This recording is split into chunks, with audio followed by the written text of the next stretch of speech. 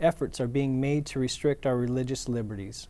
An amendment to our Constitution is being urged in Congress, and when it is obtained, oppression must follow.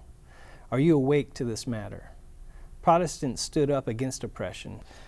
Our government gave the Roman Catholic Church the power to decide what happens on our Capitol Hill. Yes, absolutely. That's what we witnessed, yes. One of the things that really just, it was a sad thing, because as Americans, we believe in a separation of church and state.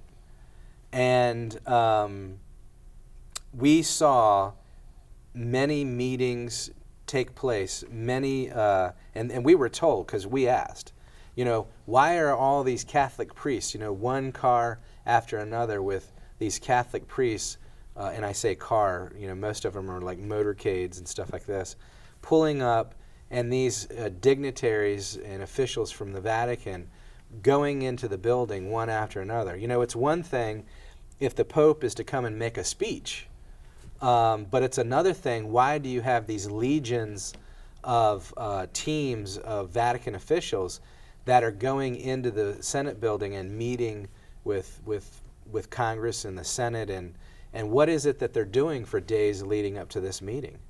What are you doing in there?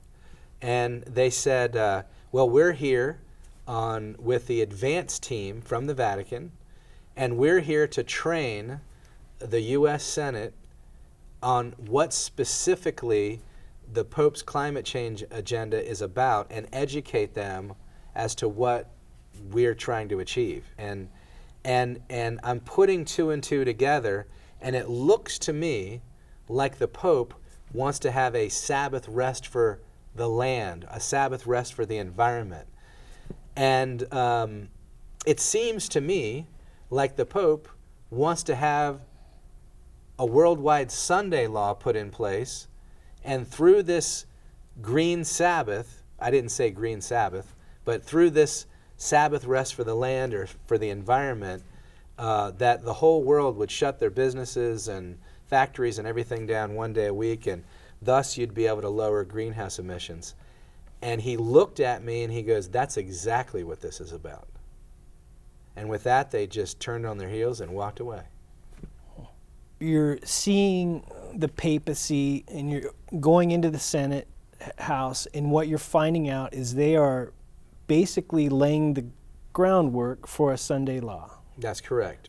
And I think if we look into the past, when church and state comes together, oppression does follow. Yes. And obviously it's affecting our Constitution and our religious liberties.